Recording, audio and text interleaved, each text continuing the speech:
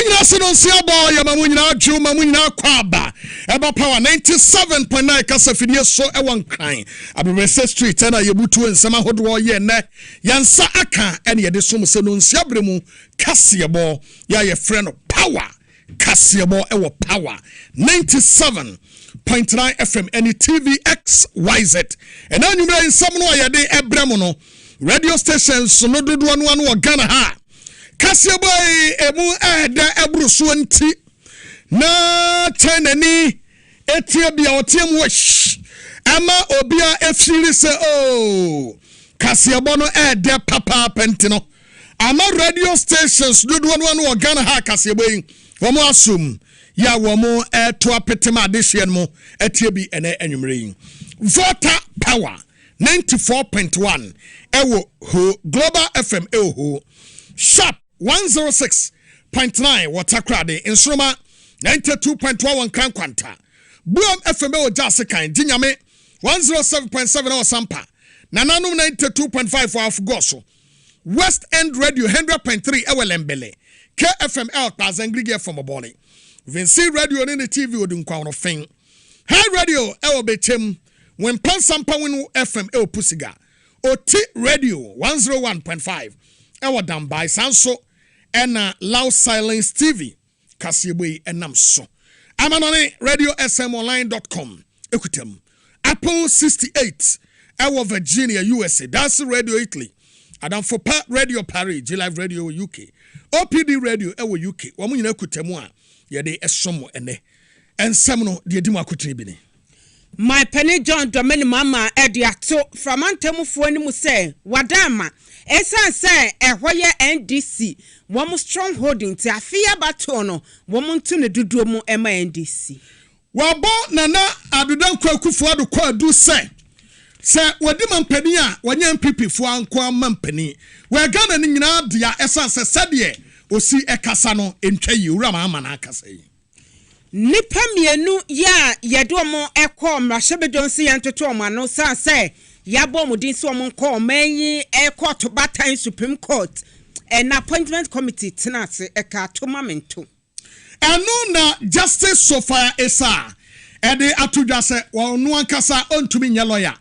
ensan eme judge mane nyeyi senti okasa no yebekirem Aseye hwe enhumesia ho nsem so ache say one teacher one laptop yeah yes ya teacher laptop said ya ma chechefo no ane wo maye mantam makomako edu emu na asebia si wodrobonso de asie no say light post ya yede kwa kwesisi odrobonso ade wuramu de ko ba bia e-block no mamanfo anya kanea no MPP fo atwa ho akwa ama a prosefo ache wo mo ye be wura madi nkoma afam MPP so de omo ye cheapo hey light post when you like say so omo party wo power yen hwo omo nte komo de wo mo na waka say enei Islam esum yentumi emfa esum no enye ye yamayosem enu bi nsu na Dr. Mahmoud Bawumia akodigi torofo hene wo ye mamunti ye ba bebra no Wana abo eye Malik Basinteli abaso na abasobodie no awade amano no ye bewuram ni yakwa he sentia ye de sa abasobodie no ede amano no ene de ejina ho e masa de kodie no Malik niye na eye apoemantem ankasa medie mu ena Dr. Mahmoud Bawumia kodigi ekopie mu ewo ho no wode ne namu mrika ne dwane ye woni message bia de ma ena manfo ne so chese ne campaign no ama ti ye boni tutu na ofiri hokoi mame fo ntumonim say aprosifo hayen ene city guys fo em ye nya hoto na eya driver fo wo mu ekeko so na mo de atodwa say sade aprosifo ne city guys fo esi he mo no sempanifo mamu a dakro wanhwe ya na ye tomamento ewo ho Ensem ne bikana mobate ewo Kasiebo emum yesan ye live ewo Facebook Power 979 TVXYZ bepose man na manfo me page ewo Facebook wobenya Kasiebo e bia hwe wo hene babo ama bene nso page Facebook Kasiebo ye live ewo ho me pacho jenenke ne chechema afofro nsanka bi mesi Dr. Bawumia na pamfo mon tag wo mo no mo enhwe Kasiebo bi entie nsempa yɛde ɛba no enyumakuo bi ɛbɔ yɛtidom ɛna yɛde kase yi ɛba 3p garlic mixture piwak natural health ɛna de aba yɛmfa sidakɛseɛ ɛmɔmɔ Ruta natural products ɛso ɛta yɛchi power specialist herbal hospital Sabash herbal center ɛbɔ yɛtidom Medimosis clinic and prostate center ɛso ɛta yɛchi saa afe Antec herbal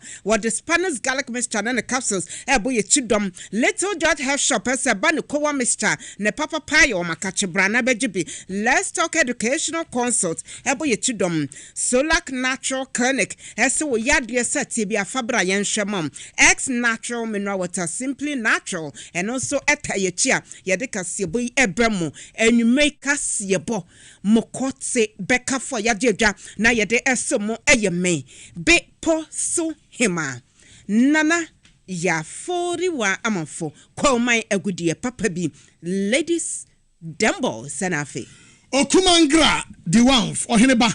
boama benye afei ensem nkyeremu ena yede etoaso ede amamu na enkomo no etietietietitia mobekaye a womampani na nadoda nkwa akufo ado frida oba eba bedi mampani no wadana di amawiase nyina hu se wamedi mampani amfama oman Ghana na mom obedi mampani no ade manifiefo ene NPP fo kakra bi ene obedi mampani no ade ma won so mampani akufo ado bekoso aye Ghana mampani a na ebia etuo bi aduru so na Ghana fo nyina na etua na so yetua tuo ni wie na wose ye nyina ye di tuo no a no mampani nko akwa kotua etuo tokuo eto no no nko ayi tuo no no akwa akodi no wa ma Ghana fo nkaye no abre mobakaye a asem no etietia ene ne tenteni nansai ena omampani akufuado ene togbe fiti atwetwe nkomo twetwe ne mu ene se togbe ene ne mamanfo a ewo aflawo ede ba bonten se owura John Dramani Mahama esi e-block ni bi ede ma won na e-block na owura John Dramani Mahama wosi yede ma won mo no enkrofo anya ho adwuma eti wo besre se omunya ho adwuma anya saa ena nana ekobisa ekaye nana dokwa akufo ado kopi sefo na kwam sefa kan eboye ede kire no okoboye a nana do dankwa akufo ado se ono no ebemba me ultimatum eni onkwankoye akufo ado yi eni ya usoro ntemu ankanye sana okasa enu akire no asem foforo siye kokwa indo ho kwasa ekonfi ahimfu bi mfikyerefkyere de bi ema kɔ na nado ho ekoye kokoduru yekobi sa akwan a akufo ado ka kyerɛ mo sɛ mame nka no krenkyere mo munim de enti a makwan ni nyina magya no yi a mempɛ sɛ mɛboa mo no ene sɛ me yampi no anu ogina ho no moto abatia no enti ene mayi mo ama no akufo ado yi nansan ya akoso mbo dam spillage ɛho asɛm kɔbaaye anu so akufo ado kura kopie framantem okoye koduru asɛm ɔka kyerɛ mo ne sɛ haye Ghana ntra ɛna atoyire nkyemasie ɛna ɛwɔ sɛ mekɔ meba ha na maba na mse mehwɛ mu paa aka mo muto mo nto aba mame na mo nto aba mame me bepɛ de ɔha ensuo beyira fam ɛfa ne ho bɛn after all mo nto aba mame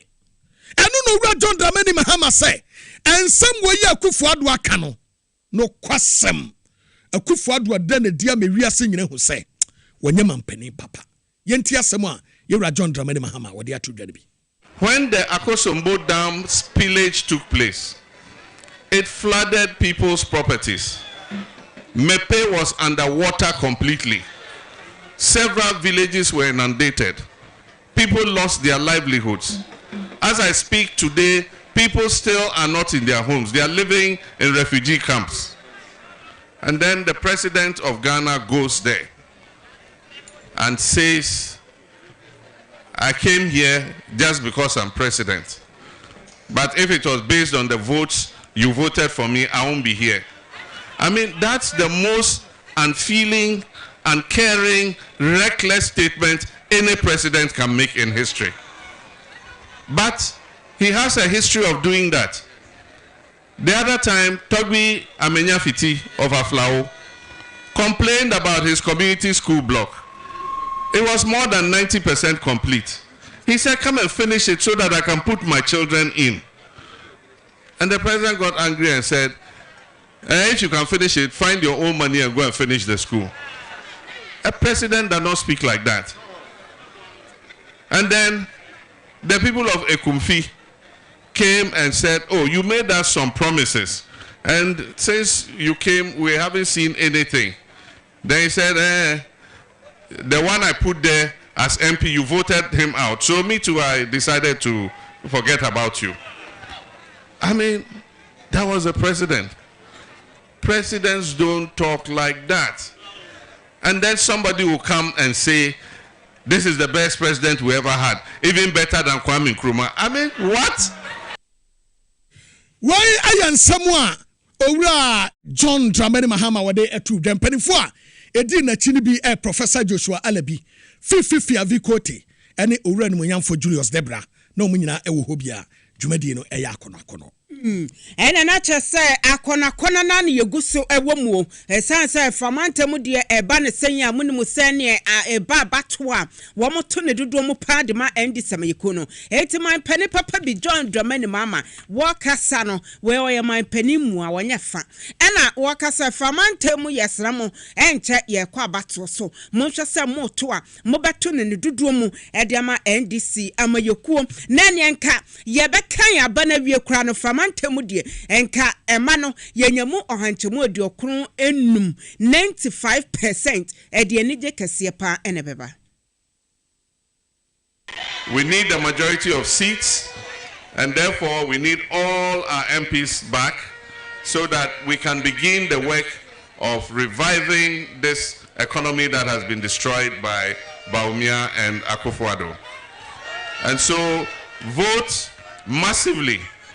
And I hear the operation is 94%. The chairman says it will be 95%. And I know that you can do it. And once you do that, that should send a signal to all the other constituencies that we must re-establish NDC's World Bank here in Volta region. We don't want 84%, we don't want 85%, we want above 90% in Volta region. And so I present to you your member of parliament and parliamentary candidate for 2024, the Honorable Samuel Okujeto Ablakwa. Eti my penny mua. Ya wanama wansu na kunya ne nam se wa broni samo mfa mfa ne ho eketa asehye wuntumi mfa nkyekere no John Dramani Mama mfie mpemie no ne aduno enum sa be na tese oye man pani a wa reset Ghana ma ye ho atoyen John Mahama ne yete ne nka ne nto abono eguso koso ewo framantem emu wisdom hedajame wo ye yama ne bofo wodi nto abono echibi wizi akwaba Mejasura na hema. Esesi antu abono edmo akodru he say na manfo e receive no ensem ben na work apart from the ade atu edwen. Sisi ade ba bepiemu ewo petoi ewo agotines yope constituency ni mu na answer na ba bepiemu ha no His Excellency eko eye the Asogli state eni nananu matrankonya ye wo the Asogli traditional area no eko di inkomo na eho ena be after the 14th yeah or no the our mafia of the Asogli state editing and say they will share and send a better Jananu ya fa a year airbag scandal yeah and then John Mahama abad job on things that you will find ya and you have seminal or say a year come up papa this answers anka ambassa anka fast and the ambanimum akutim say His Excellency you will find no a papa. Now, so the 24-hour economy of John Mahama, any NDC, no, idea the Asogli state, no, so no, I just, yeah, walk out there, or no, any improvement about or my gun or me, NDC 4, and share, not Ghana for me, now share, no more to Abana or more support John Mahama, any the vice presidential candidate now, or more urban. And which the end of say we share here the free continental free trade area now. So far no Ghana and Shada export to the BI. It has the 24-hour economy no by the no a bar ɛbɛboa na ma ntuma bebree so na Ghana etumi adenyama akɔ amanɔne na when na no ka sɛ Ghana for prepare isan sɛ indiane bo akɔ so nduma eni hɔ ɛne sɛneɛ corruption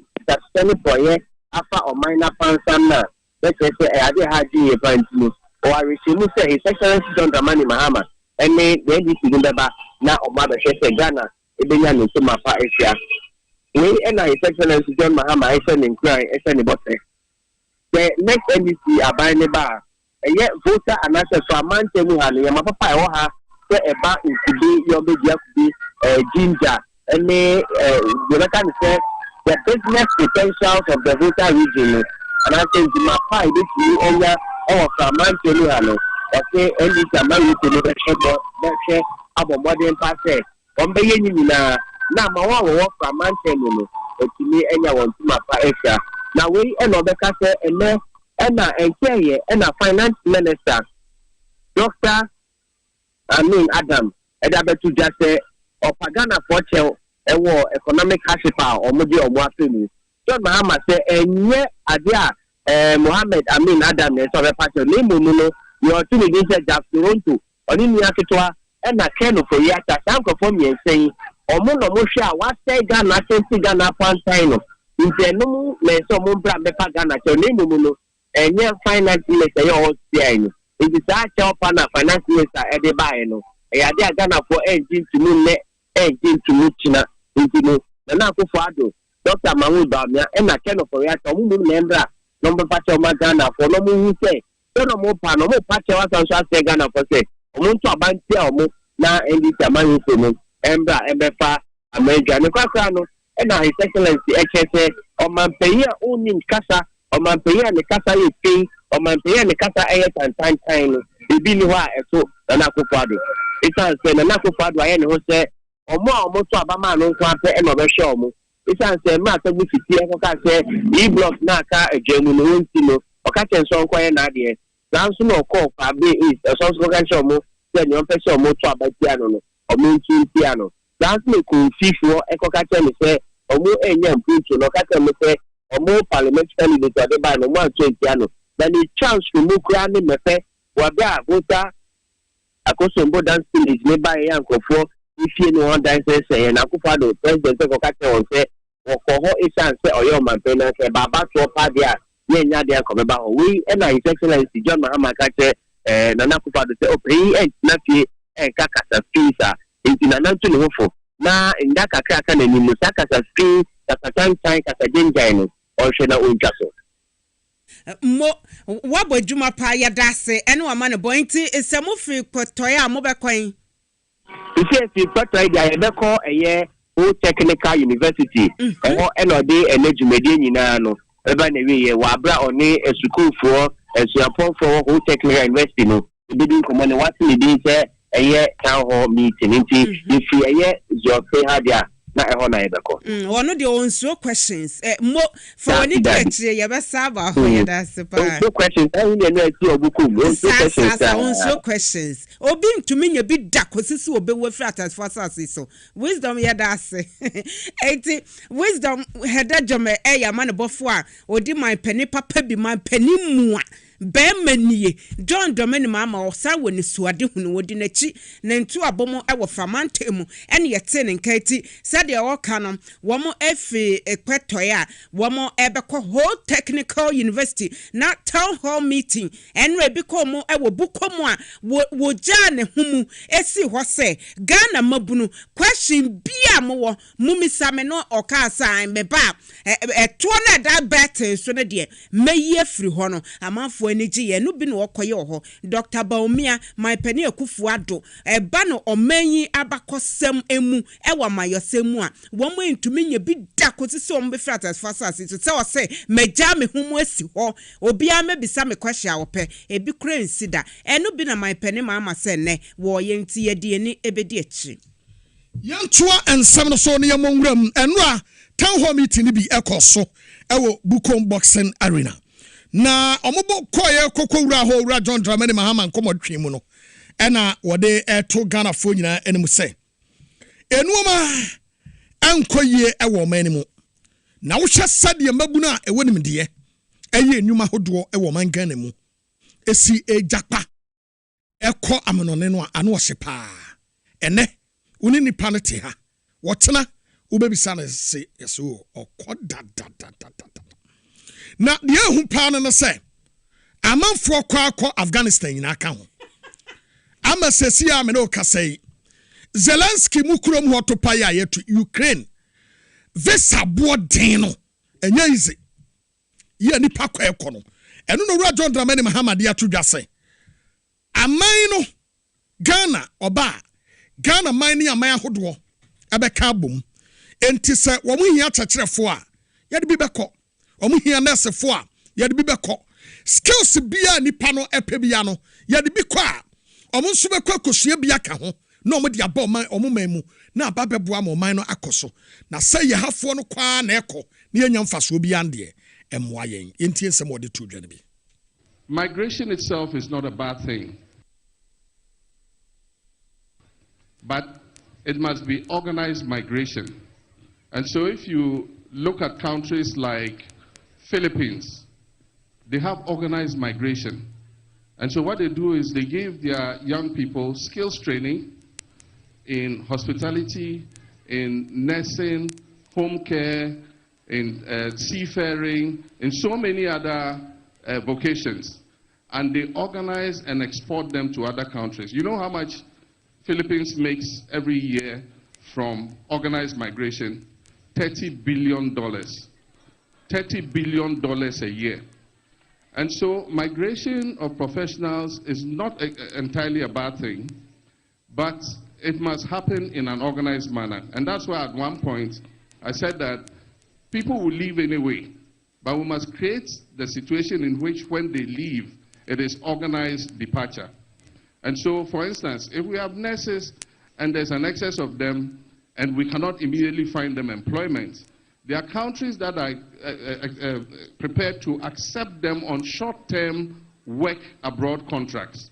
And so we can sign agreements with those countries and say, look, we're going to send you this number of nurses for 2 years or 3 years. Apart from the fact that they'll go earn an income, be able to remit it back home, they also will go and add to their skills in those countries and come back even better prepared than before. When is some of John Dramani Mahama wade to John and Wetino, and I was saying a twas to be a say a brebiadu. Ye was say a baba hodwoya abano, ubi adne nine esi from a year a quampa. Ye bet to me a fast socia to a bama or now bebano, o ye into to your pa, a bit to me a bois, ma wo mino, edne to my pa, a dear friend. See, I say a baby bet to me to 2 woman a year. A pentis obey a penti woman. I am a be more in a dodo. What the Nippon Coco say when ne yaw boni dia na corruption ye jareno and ne ya ni paniya to me na huna dwe and penin sama one time and ne corrupt officials and what say what day office de pani huanyani also no de say no man wo me so masa so ubi oba na ye mo wakwanya sebesom na sede matrefia tene komdemo no ubi wudi wani brebe sina bemu a so obesi ati watum no yembe so says the obesi real prosifo ni wadie no wo etimu a moya madwen se jemba ne yebesi yeda maton sase ato no si yebesi yi motoma yede matum no mu yembe se mo owura John Dramani Mahama ka fa ho se wono na bemu die corruption perception yebo odia na scrutinize wo na yebo wie na ntansa ne bowa wodo betum as several example e dia mo mani nyina yentie no. This is our last chance at saving our democracy, and it cannot be business as usual. And that's why I've said that the greatest fight against corruption is not prosecuting your political opponents. It is also dealing with your own people when they indulge in the same thing. And so I've said it several times that yes, we'll hold the government that is going out accountable for the things that have happened. We'll investigate them. We have a constitution, we'll go by the rule of law, prosecutions will take place, judgment will be given. And so that will do. But while you're doing that, if your people start indulging in the same thing, you must have the courage to punish them. And that's why I've said, if people want to come into government and make money, then we can help you. You go into the private sector. We'll help you set up a cassava processing plant. Go and process cassava, employ young people. Don't come and take public office. Once you take public office, you must be prepared to be held to account. And so, yes, we might be friends. Sometimes it's painful. And I have an example. Abuga Pele is my friend. The National Youth Authority, himself and others were prosecuted during my tenure. I was not happy to do it, but I mean, one has got to do what he's got to do. And so, yes, we'll pursue corrupt officials and we'll deal with them. And when we're dealing with them, if somebody does the same in our administration, that person will also be dealt with. Why are several John Dramani Mahama or the Atrujan to be with him? No, I join some appointment to a jail, my mum. Na corruption no na me baba ye dia okumangra mete ya pe ni machuku ye chuku wa pena emra no ni wadinti munya very careful ni be disafo na chi enya ye ya na ye duru ho eno ano but ohine e ba suso mo hu say ye na ye monitor mo sa wan hwa no makona ye baby say bia o ku nyi we na wunya what the mama send ye nyina sika ni emeje na me ba ya penam de ya be kire say wo kra na wo di we ma wadama me da se pa esa we mo still meka esa no say ti na ya no mu bi esa me di wati me common ne me it wo de mama de ya say me ma school fees metua esa na anti me de be kwa kutua me so me didi me shatade ne mom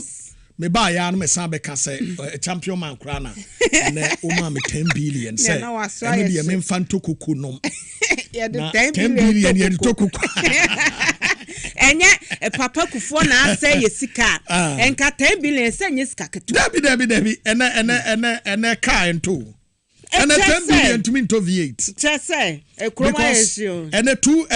V8 no $250,000 $250,000 yeah $250,000 $250,000 so funny 15 cities in the Quran okay kako almost 35 to 36 billion for one minute, yeah for what because so they call 15 no what they call 15 what they call 15 na 15,000 say $210,000 a year 15 billion OCDs into another $10,000 what the for $25,000 what the for $25,000 yes $25,000 no almost 37 something billion yeah 37 to 40 billion for one V8 and V8 no enam kromo no and then latest one aba no latest one there and $2,500 it's almost yeah and yes kaketwa yeah hey kroma ya show dollars ne de se se de ne ne ekọ pounds de ne yentu enye easy it is say de embo ba omi a wadi yawu oh yeah what say you sika no you say dollar ne 15.90 1590 yeah 1590 no kra no Bank of Ghana e de no wodu kroma enti sa omo ye say no we for no esisa ene ye wonya yoks na okodu ha ne ewawu kra o hwe wanim no watwa abo okroma ye di o enne nyina ye bom ena bom ye boni nwu ade esan nam ho se ye nto abama ya to skirt am ya to ansam ne so ene mrahye bedwom ekoyire ye ewo ho pa na enya asem ketwa okunade ya fine It says appointment committee etenase na appointment committee eya bedoko bi a wo mrahye bedwamu a se koba se yebo obidi ye se my penny ebo obidin edidi bra bi hye ne nsa se wonkoye soafo ana se mpo no ye omanyimu temuafo adwuma bi wonkoye a ye de ne ba ho eba betoto na no na akoba say empanifo bia na nsentam wo mu di ba betoto edwa say ye de wo mu eka Supreme Court o mai court batan adadefo ye wo ho eho no na eho ahia say ye toto wo mu anom Justice Sophia Banasco Esa Professor Richard Frimpong Opon Nipei an appointment committee etnas na edu omo so say ye beto to womo ano na eno na dom kuma no womo epeja asemu bia no womo eka say wo hwe oman Ghana ya mamra constitution aye didi dwuma na kame say my pene akufuado wafa Supreme Court judge for na mana broso wo ye bakosemu ewo amamuo mu wo maimu ebi nsida or say Sawusha Constitution na enkabro so awofa adadefo enkron na Chief Justice Kahwa na aye edu sa na ese ye nso man pani ekufuado afa adadefo makomako dunum asai efa bi aka ho ewo Supreme Court ho ena womo kasa na no wo pa kyerese dom kuma no say womo hu say nipa dunum na womo wo Supreme Court ho no mienu bi akakakra na womo retirement time aso etene ma menya ne ntame mpe bi nsha nan sana ma pere akufuado epese wo ye no ena womo so womo ente ase epe na dom dodo no womo epe ne odoma no Alexander Fenyomake wasai dom kuma no kwa de mo ha dodo asama mo kan we ya wo mramu ewo he efa he ne kosi he nti wone boko central mashebedwani mahama yarega womo edisiani ena Alexander Fenyomake ekasem NDC fo mo asam na mo kan eni nyina so ewo mramu ye bone bongalat yenko ne yenko hwe de koso ewo ho ne bi. I would humbly plead that we respect the ruling of Madam Chair, however displeasurable it may be to us, and in all humility proceed to vet the nominee. In any event, Mr. Speaker had made a referral to us. And when the letter came and the referral was made, there is no record at the plenary to the effect that a preliminary objection was raised in respect of the constitutionality or otherwise of the said communication from Mr. President. I know that yesterday the Honorable Minority Leader even requested for evidence of proceedings at the Judicial Council, evidence of letter nominating and all that. I labored all day to ensure that he gets that information so that he would be able to make some informed decision. So it's my very humble view, and we don't need to threaten each other or, raise our voices. This is democracy, and the beauty of it is that we express our views and move on. We will not end vetting today. Tomorrow, we would have you in the reins of government. Another time, we'll be in the reins of government, and we would have to always ask ourselves that in all our opposition and objections, the ship of state would have to sail. And democracy also allows for mistakes, which mistakes are to be corrected through the appropriate means. So whatever that happens today will not be a finality. Etinacha say mashebe dom dodo danuni Alexander Afenyomakin ena dom kumano womo concerns womo erezi ye no na wono echese ye de wo hase ye ba betoto womo no enti munya de mo chen yantwaso na yeda so ewo Supreme Court vetting ya ekoso emu enu na Justice Sophia Esa ono so epie animu na enkomotwetwe animu no ena boko center mrase bedwani owura mama yarega esan ebisa ne biem se mame wadama wo ba se wo ye lawyer no emfie dudu sene esan se court no anasa ye mrekunu na kan se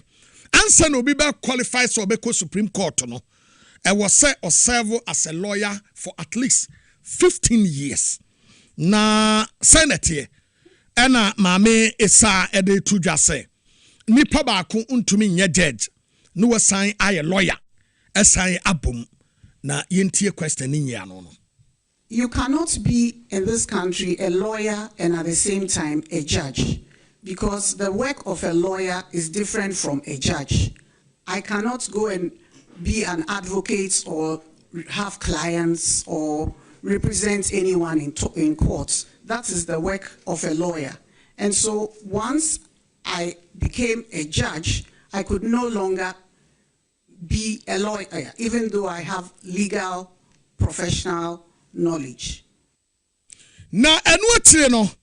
osan eyi ano fofora owura ayarega sabisa ne biem se enti se nipa ba kuntumi nya wei amomu a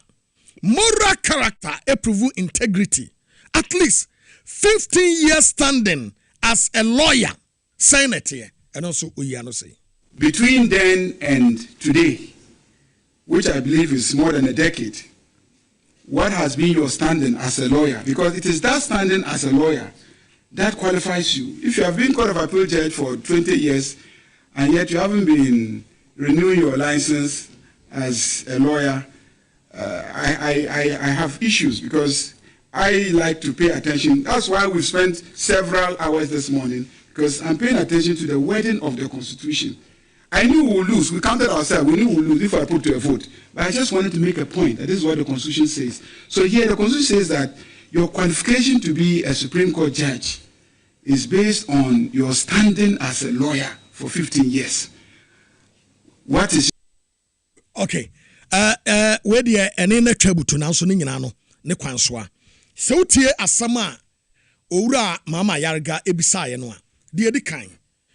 obia no udi kan eba be ye lawyer constitution no mandatory HSA was say we ye lawyer ansana waba be ye judge amana ye inti se we ye lawyer no won krata so no lawyer ye was say renew certificate ya HSA me certificate any krami ya afibia no omo renew na wo sha Mama Justice Sufa Esa when renew the certificate as a lawyer, because lawyer no any a mandate to Emma we judge enti on renew ye ya nkrata sem nyina e kire se wo ye lawyer no e kire se ewu ya o practice illegally and what te ho eno no wura mama yarga ebisa no se anyenyem bia maame won krata ya ekura we yehwe mu no wo CV ni unu ma wo de bae no yehwe ye no wo law certificate no awu dadaada won renew ye ana maame no so bayi na no say untumi nya lawyer ensan ye judge emum at the same time enunti sese no ye judge wonye lawyer bim it is a lawyer krata ewu a won fa lawyer ho wo ye judge mapa ya wo jampo aku Supreme Court kra iti Debbie said here where you Ghana judge. Oh yes, say no. Say when renew a law certificate, it means you are not a member of the Ghana Bar Association. It is a when you Ghana Bar when you okay. A Ghana Bar Association they say no so you cool keke. And just ordinary cool. Until opa and I will send you because Ghana Bar Association e ho no bias fo nko na gu bias fo hwe obi te say Godfred Yobo Adame hwe Justice Sophia Akufu as the head of the team hwe obi te say Papa o Samuel Okujeto bias fo nko but it's a cool way no I was say mu gunu twatwam law society for no he law society for mo so ya mo nkeka mo ho kakra o I am telling you yeah Chief Justice to me letter at the court order say judge we a man in practice as a judge no write on Ghana Bar Association krataso wa bra Chief Justice ankasa ni mpefe say saade no ye no woni sa tumi na da enso ma ye me say Ghana ha they are sitting on illegality na de mu he obi akoka ya be say dem obi ababetia wona so wotena no anye wakonya na me medical ka chem say me okumangram wo hoyi nsawom makwaba de aka eyemi wuo etimeka no kra de atremo Chief Justice you are sitting on illegality ade a woyɛ no nyɛ papa sa lawyer ya wote ya mudi na some tan no ye kana mubuafu but I am telling you to your face say sadie na moyɛ ye no enya papa munyai wote munya sadie no munyai samode mra etetere mo ho ehunahuna mu nua no mu yentumi nka o masem because you from my lady ana my lord ana my say obuo ne anidie sadie nipa de ma wo no family pa na ye nipa na amamodru dira pen na me kwa me ye ebeka se me nso na me spy on watena say ye nyina ye adwen say court wo kra ye nsi wo biem ne ye manana no ma solve your problem ama yenya mobete mobete me ma de ka chem say mo court dem ho no mo de me be ko ho me ni problem but me ba me kura me snap ne me kochia me duru ho na me de abo ho me ni sem ya kan se sensuo be 1000 am de abo bom dua mo fa me nkotum ne ye hwede obewu munya de mo ye no na mama emra adiem ye okrom hadodo obi anka no krant because you say moye my lord my lady my emwa mo semra no mo ka ho na nipa ni gidie ewo mumu no because ene emabunu majority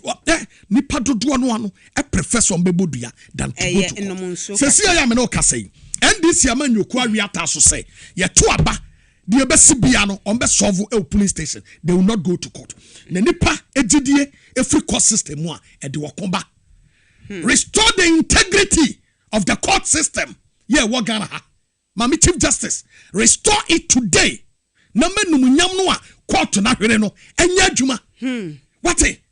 Yeah, betu aba political party bi ka kire o say. Wotena sa asem si a me solve a na de ne besi. Obi den krantable obi den krantable sia no. Wa bra ye wa court system anka wo say ye adwuma. Ye ndu ho ya nia ye den pa ye ni da ho se police station ho na ye be ye bibia that's any ye do ho no ye do ho no because obi en ho aye na just obekọ court and this be court dabi eti ma me wadaro ma get to daro be sa betoko court be bom kanana no mram what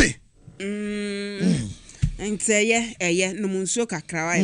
meba e na meka se eduru ho a ye beka se na meto aboa na o se wo to boa bone kra ni o to boa bone no ya ye mi wo bi atem wo krom ha kan okra kire danfo ense danfo agro asem no enye 1 enye 2 munsusu enfamra wa bra Ghana Bar Association let me tell you something Ghana Bar Ghana Bar Association eti krom ha ana ba ye ba beto dwa se Jakpa wono attorney general frɛ no esi dia alobe no say boame na memfa minority leader enko prison asem we yesi besine the chief justice is the head of the Ghana Bar Association and to me am frɛ attorney general and me sad asem we e de ba besine one question no ewo krom ha nso omu nyina hia attorney general do omu enimu what basa suban no amoye no entina amani pagidie ewo mumu no ewo fom no eye mu nsua ma no ne na mu mfa bi mra ha na mu ne wo nyina na tra classroom esua ade eye den na mo ba ha na mo adwena sesa but mo koduru no ho a mo ya professionals why pay money to sing na etiefo ene ahwefo ye to aso ensam de bi ho Ghana wo se wo ka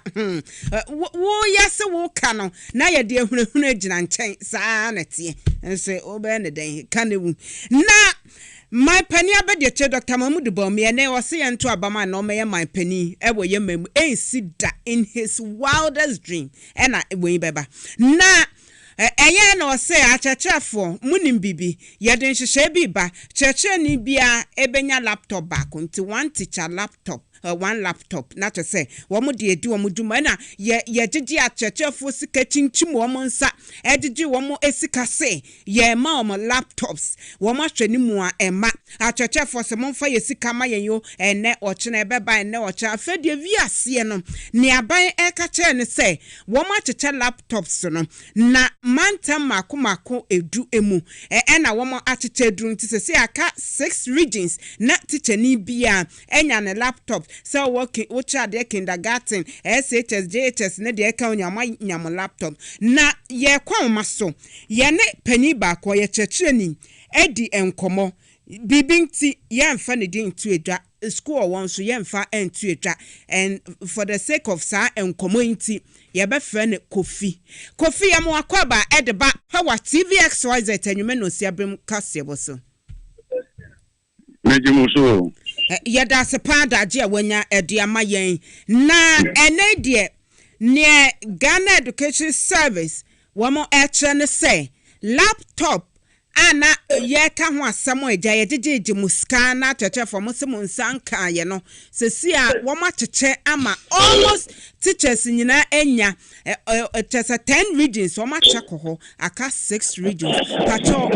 won sa kan wo de mantam na wo mu no achechefo e wo ho wo mu nyina anya wo mu de anase bi anya bi nyae yo midamo ase ne edi kan yemi ngwa se ye vice president edi asemu we eni nam se omu na omu chiche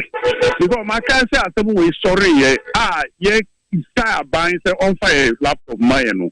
honorable na post at no education minister ebe kan ye say only obia unsigned contract na teacher union and the ba say on person mu bua omo teachers na omo nya laptops enfanye juma the minimum government ajabo ne buso ye ko ka na say problem on one omo say nya omo a omo check akra no ma dia akoye campaign omo dia ebo mo ho aba so say omo na omo chiche ma yen ne omo ni say no kwani mi ameka say de me san ka me de ba mi won go for be omo de enkai omo san kai na ne omo ni say laptop na nkasa a omo tie almost 1,800 plus no laptop we Nokia 1100 sana me frɛ no Nokia 1100 me pacho laptop no type ben type ben always so frɛ no TM1 menim say Thomas Musau because on not for president be menim say ni biao say why you menim teacher unions no omo chichi ensa aboyechi and omo tie sika keke besin ne na wanga waka no 16 regions almost ankan ye so almost sorry almost much laptop laptop no ye mu bi o hayen sankan ya wo ye wa jin so be sope na edumo enu ano no ye won so be o manya enye tuma laptop no enye laptop Nokia 1100 no en function wa hu what dia ne function en function I say that everybody na won sakan ye listen last year say March mo said then enu 2 weeks info na me ko so na edumu ye no ano no dia na podi aya mo no wow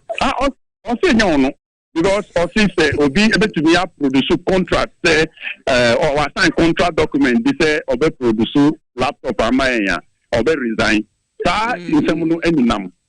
Manansu omwan kasa stanko dina omo campaign platform so a omo kasa ma teacher laptop ma teacher nyina maka say ye vice president aka say teacher bia sanka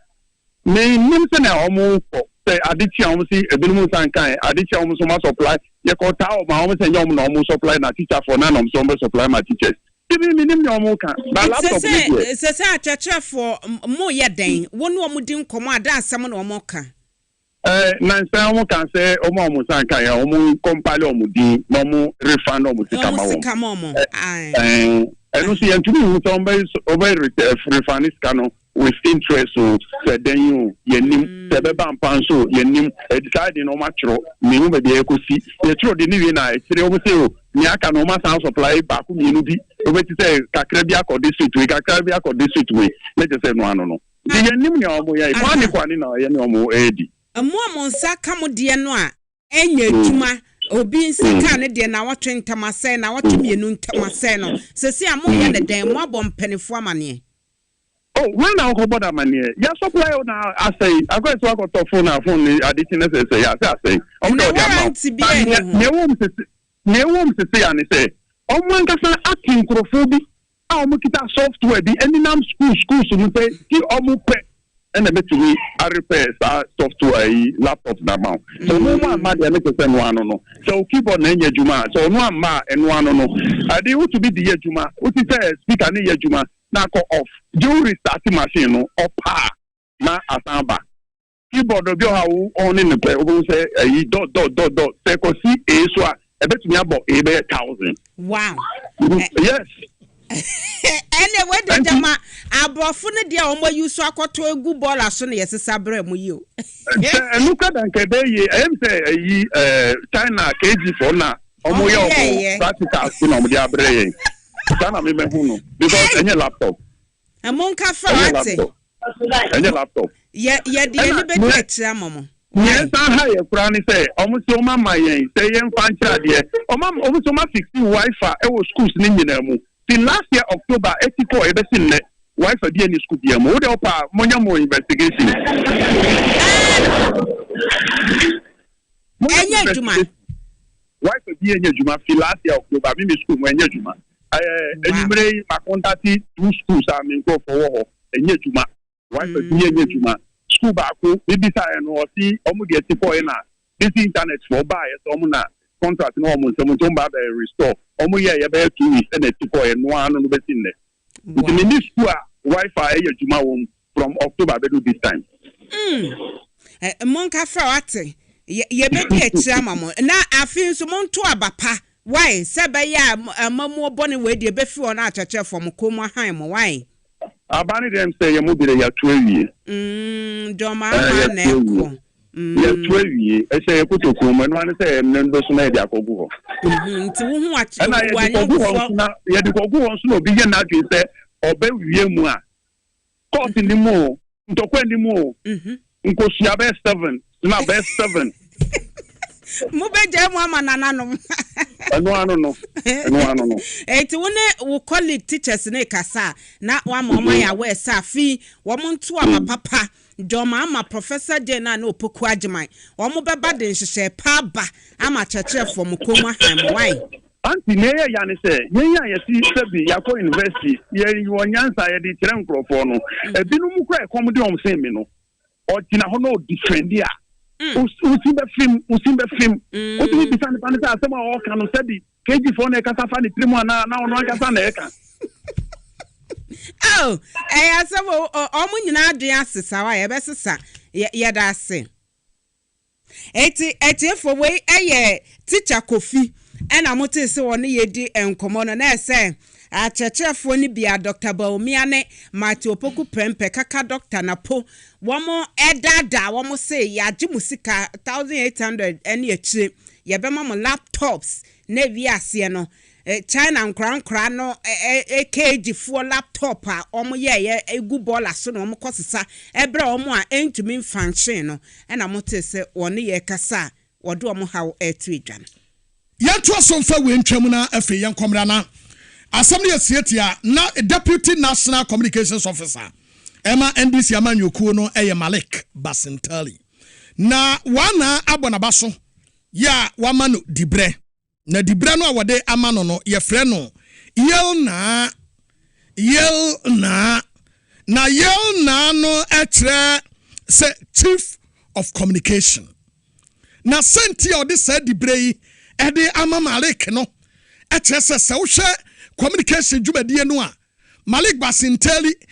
yen papa ya wana ekere say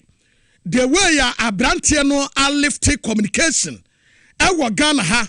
e de akoduru anim no what trasidi ma obi beso Malik nsa e de say di bra no e di kan kokoma no a nanim begu ase eti Malik efri ne mpasua so no yel na wode amano ya ekere Chief of Communication na Malik Basinteli age said di bre no atomu a wono nso adana na ase na yenhwe short ceremony sɛdeɛ ɛsi ɛkɔɔeɛ no. Wants to, ahead of every other person, judge that you have so far proven yourself to be worthy of the task that they have given to you. And he prays that Almighty Allah and the gods of the land will always guide and guard you.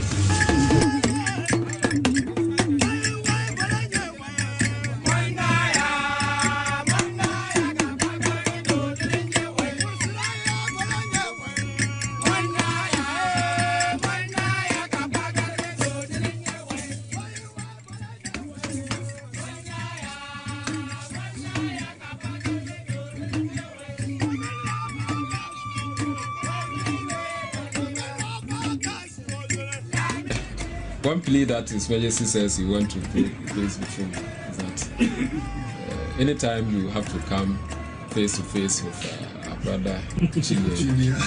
always have it easy. The last time it wasn't nearly. People saw it to be almost ugly. I mean, after your last encounter, the next time you were to meet, made the remarks that you came so prepared and only for you to find him absent.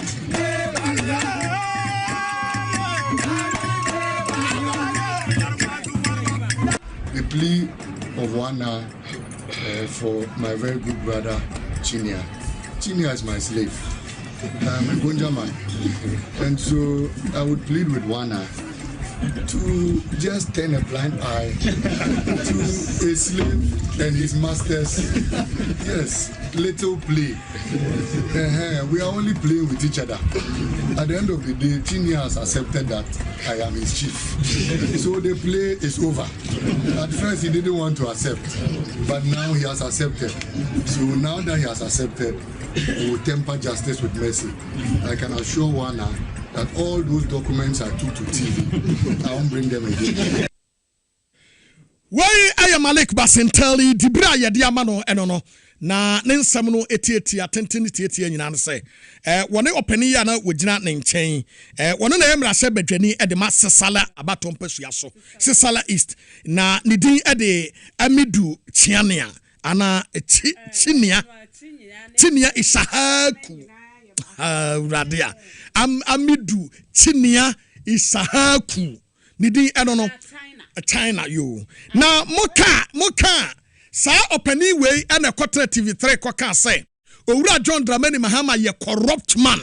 na ne so ketasese ne proyede ohu bi da eno na Malik ka say na wo te wo kromfo tese wo na wo ye ka kromfo asema wo pese obi wa no na wo ka bi wa bra wo te ho ene wo gu nanim ase poto na ene ye si Malik ehene no ena wakwa akosom no na nyankwan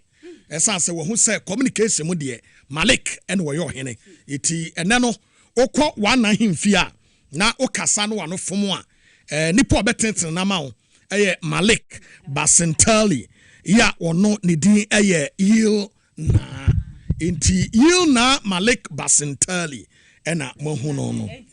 ba omi anso yanya na de ma yo no so ye be frɛ no say yil atra kin wahene na ye wahene and a yield ye communication into lies no lies ye you into you na etre atrofo nyina ehene bawumia we dey so mo sine sa ahene you na atrofo nyina ahene me sremu wo mpamcho enye no ye bebe samale etre bibi na obi wo ma obufu babomia minim you no akabi na adie pusiga for betre Malik me am sweetheart enti ye mountain kwai congratulations why are you wo bra wo ho ase eti wo bekọ akire why ade ba ko a ewo Malik ho ne se o frɛ no na woni ho oba obefa so call that obu ade na o frɛ no nso a o ma hu ne se onim nipa wo ne kasa no aha communication there eno ano no insanity. Communication is all about communication. Insanity. Enti wa yade wato communication ano na wo mobile phone obi betumi afrɛ wato aso bosome na wotwemi no na unhu nipa se nipa ye nipa eno no enti nyame adaroma yenkodi dwaba se yenya akesefo no ne wo mankasa you na ewo ho Malik basi ya ye bibia wo ha ye de be fa no so iti Malik communication is all about communication into your communication chief mo say no enti mu amaka nyina ye nkwala opa ma okurum hene so mo abaso no ana ohene de o ma opus se bi so a why sa o ho ohene bi ana eho nso wakoyesa say Nancy, there is this one man your friend no Gianna Chakchus dance or your Hare Krishna ni and I am say one of Krono ba konwo bi ho na ya asenkoso hene okay wa ye Krono mu nyina pavement tiles wow yeah na impuntuduma na eye no hono unim ya ma odibra bia ma ne reflect wo manfo so Malika nkosrese ya ma ndibra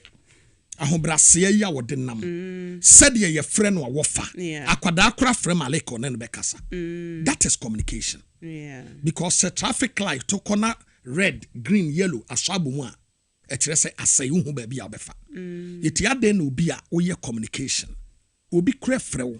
open information through ho obi frɛ wo wate bibi o ka kire wo no wakyire ma kire no ombe from anopa won set agenda ye frɛ so na so ye style won so a won set agenda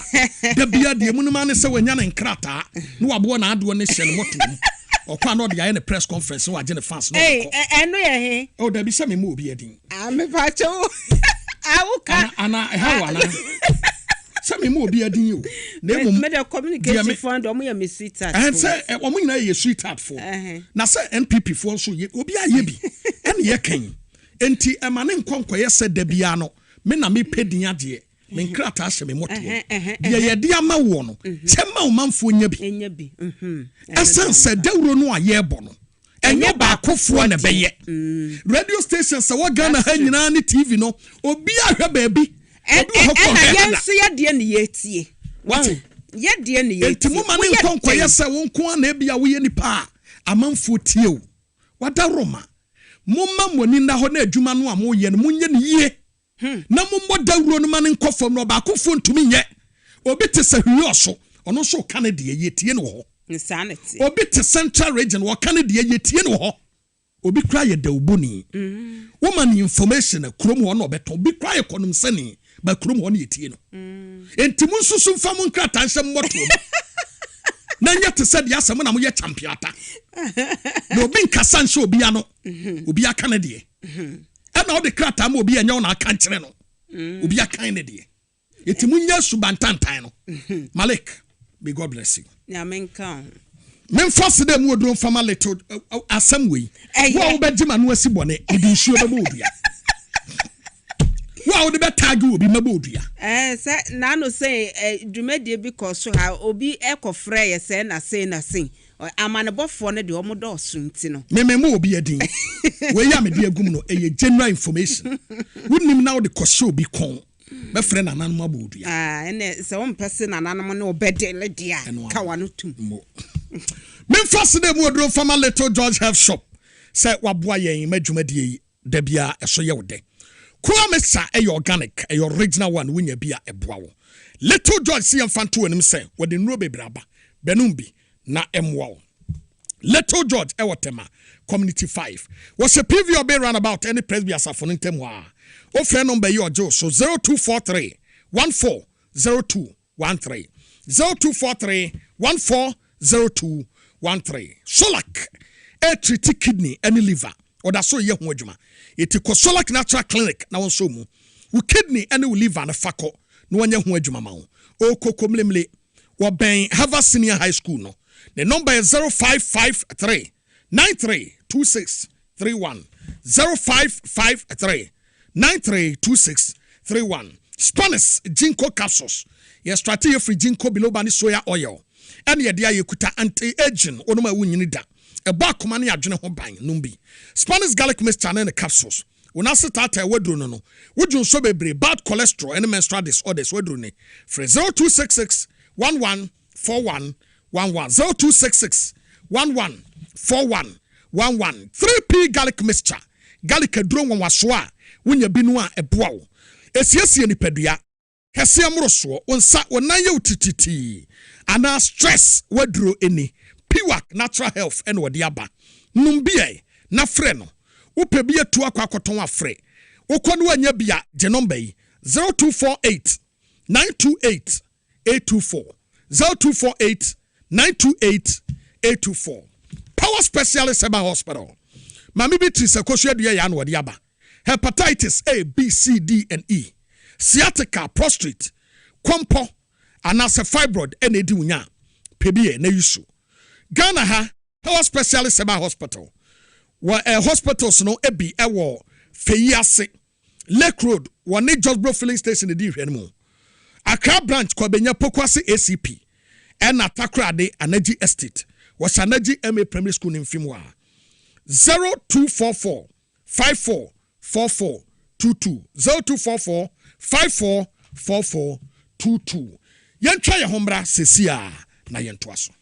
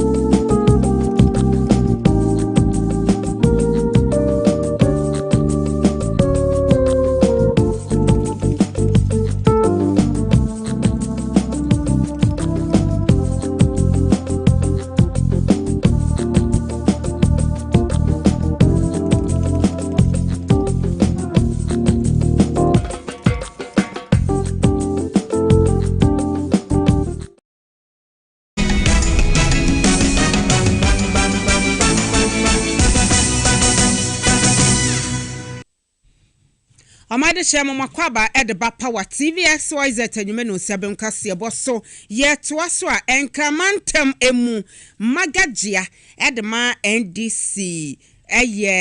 Hejia Mariam Senabi Nene ena wode ato Mozemefo nyina enim Kristofo nyina enim esumko ahodo enim ese my penny abediache Dr. Mahmoud Bawumia aka Kodigi aka Medi Bebom ene wose oye Franketu for the MPP amayoku a wo pe my penny adi ebrewie du se wo mo ebetia no sense ne niam a wo ye nyina wode nyamedin nenam na Mozemesumi wode acheche ne ho so ntronko na wadi wo ye mamu adi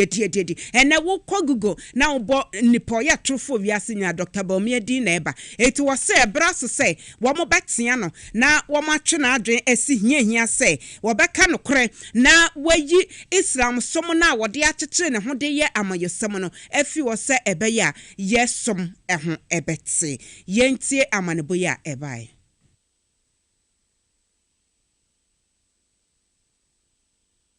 Semi etu TVXYZ ene power Kasiebo enim wobra endi samanyoku no nifa a won ewo ayawaso north abato mpesa so eye community engagement and orichim se kamia ese Bawumia ode eye amanyosem erefrafra osom a eno no ojedi se enhyeda emwa Bawumia ye Muslim brother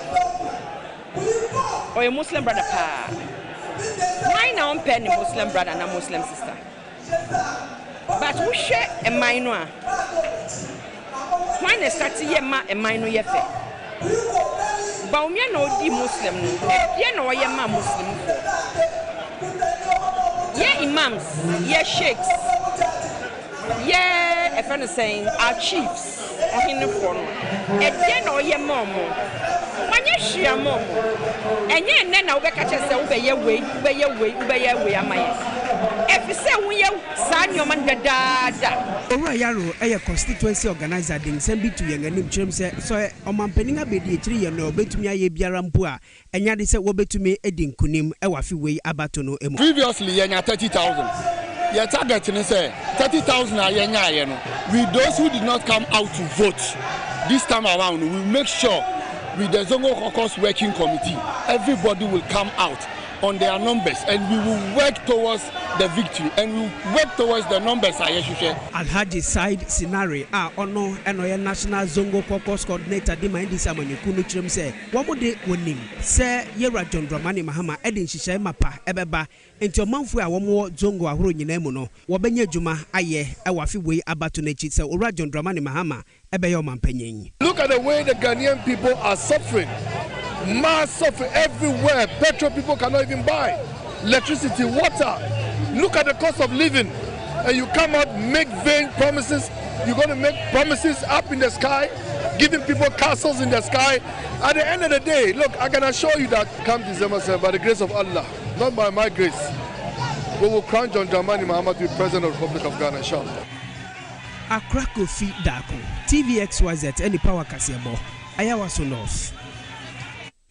Mame so me fa Moses fo mfa to aso na menka nkyerɛ say Moses clinic in Fredsia duasa ba kuni a wode aye bibidru na wose prostrate wo problem infertility hypertension diabetes sciatica typhoid malaria stroke ana na padwuma no wose ana wanum wo problem afabra na wo mo enyema wo omo adentaberi omo ni police station edin hwe no Accra Central AELS for edan mu Ghana Highway Authority yard mu a Aje Kwadwo omuni school for the deaf in the din hwe mu ena Kumasi ya henema kokobin from 0244 068 447 0244 068 447. Mina you send Rana your birthday, belated happy birthday. Na Sabash Center ena efeya wase wode edroso nkwaba edwama so Sabash kokobites no mo bi etuko kwase. Won so a wo yade bi to say yade a wakote wo enam na say sexual weakness modern pom esha and I say hepatitis B awo ho asem brana ye moa wo e wo Sabash Herbal Center or so amodro Sabash kokobites ubenya bi ato baby eton nro bia na Sabash Herbal Center wo show mo chakwanya o La Paz on Advantage Sport edi enhwani mo woman afi New Market kwane so obetimi afro mo 0500 064,000 0500 064,000. Why? Ruta mixture no malaria fever dro ba kope. The whole Ghana bi no. It's malaria chewa Ruta mixture. Ruta Titanic typhoid Ruta tare. Wunya bia eboa. Ene yo Ruta life sanfru no padua no hohurum ma ahotoba wunya bia eboa. Ruta na dro bia genkwa frɛ no 0244 503443 0244 503443.